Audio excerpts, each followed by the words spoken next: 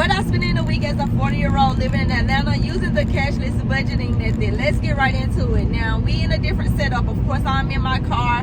I have my sticky note right here, though, so I can read off how much I spend in each one of my budget categories. Now, y'all know I have 7 different budgeting categories that I like to categorize each one of my expenses. It just makes it a little bit easier when it comes to my budget and how much I know that I have for each one of these categories. I can kind of like remember them off the top of my head because it's not a whole lot. So we're going to start off with my savings. That's the most important category out of all of them. Now, when I save money, basically is when I actually get paid. This was not a payday week, so no money got saved this week. Now, inside of my savings category, I have retirement, investing, and my personal savings. So anytime that I'm paid, money goes directly into those accounts. But since it wasn't a payday week, no money was actually saved in that category. The next category is my home category. And this week, I had to pay my phone bill, which was $174 and some change, which I budgeted $175 for. And also, short-term disability came out, which is $82.44. I pay my short-term disability every other week or whatever. And inside of that short-term disability are some other stuff as well. So it's not just only short-term disability. It's also an additional life insurance policy for me, my kids, and there's some accidental insurance in there as well. So inside of my home category, which is basically just my main bills, the stuff that I know I have to pay after I save money, that's going to be $257.30. Now, if y'all know of any other phone providers that have cheaper plans, I do not want to go with T-Mobile. However, I know people always suggest T-Mobile, but if you know anyone else or any other service provider with a cheaper phone plan than what I'm actually already paying right now, which I'm paying $175 for 2 phones, me and my son, y'all let me know that in the comment section down below. The next category is the food category, and I literally ate this budget up. This budget up. I'm not even lying, y'all.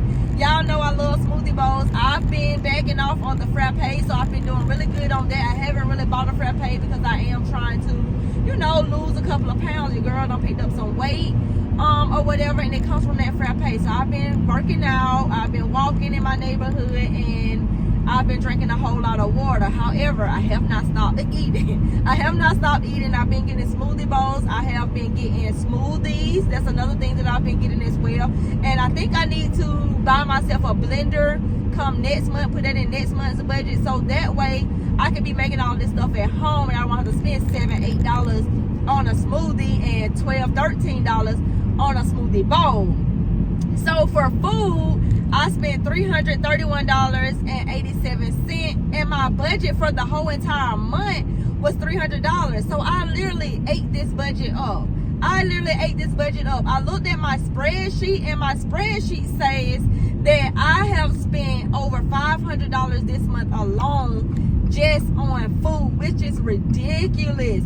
So shout out to Miss Donna. She's another YouTuber on here, and she talks about finances as well. Now, she suggested sinking funds or whatever. She used Ally. I just opened a new Ally account. I had a money market account where I just leave money in so that it can gain, more interest than it would in a traditional bank.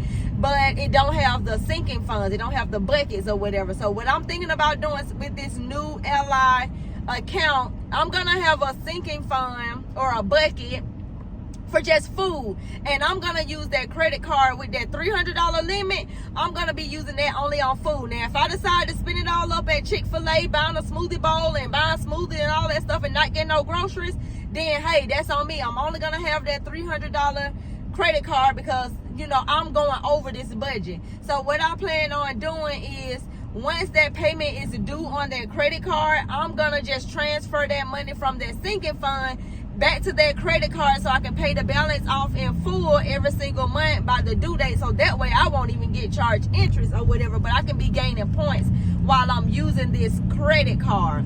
So $331.87 was actually spent on food this week. The next category is transportation, and I have 2 cars. I've been driving this car, for the longest. But today, however, I decided I wanted to drive the silver car, and I filled it up, and it started acting crazy on me. It started, like, the oil light started flashing, and it acted like it didn't want to go. So I'm not exactly sure what's wrong with that one. I'm going to have to get that one checked out. It got a full tank of gas. It's back in the garage, and I'm back in this car. And this car right here, for some reason, it seems like I got to fill it up 2 times a week in order, to drive back and forth. But I have been doing a lot of driving. I've been going to the thrift stores. I've been attending events and stuff like that. So I can't necessarily say that it takes 2 times to fill it up per week. It's because I've been doing a whole lot of driving. So this week for transportation, I spent $62.34, which is over my weekly budget of $50. Now, I also realized that gas has went back up as well. I've been noticing that the gas has been like $2.97, $2.87. So I'm like, okay, well, I might have to go back to my $60 weekly budget because the gas prices has gone back up. Let me know in the comments, what's the gas in your area? Now, the next category is subscriptions. And this week, I had the Beat Life monthly membership that I'm in. That actually came out, and that was $50, so not bad there. I actually spent what I actually planned on spending this week for that. The last category is miscellaneous / fun spending, and this is where I plan out some expenses and some unplanned expenses, which this particular expense was unplanned. I had no business going to the car wash and trying to get a car wash when I was already over my gas budget. So what I think I'm gonna do is, it's probably not gonna be any more miscellaneous / fun spending. I'm gonna break those down into sinking funds, and I'm gonna use that ally buckets to categorize all of these things, because I don't want to just have all of this money just for miscellaneous and not having things planned out. Because next month, of course, we got back to school coming up August 1st. Then we got some shoes coming out that I actually want. That's in July.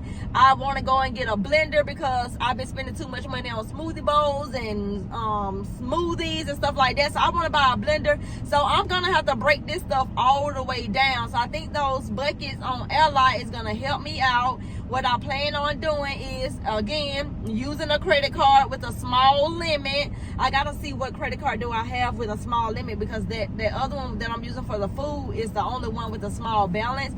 Maybe I can just use one that I already have paid off and just lock it after I achieve the goal amount that I want to budget for it, and then just switch that money over when that card is actually due. Or I might just use a card that is due at the end of the month, because that typically kind of like work out better for me, because a lot of my bills are, most of my bills are taken care of around that mortgage time and stuff like that. So I just rather go ahead and get it out the way at the end of the month, beginning of the month, and be free of paying that stuff off during that time. So I may just do that. If y'all have any suggestions, I'm definitely open to any suggestions on that with the miscellaneous / fun spending, because it's seeming like the stuff that I'm actually planning for, like I've been trying to get a wig for the longest, budgeting $200. However, because I be seeing that I'm spending a lot of money in the other categories, I'm like, nah, I'm not gonna be able to get the wig this month, because that $200 extra that I went over on the food budget, that gotta go inside of there to kind of like bring that balance down, so that way I won't be pulling from my savings.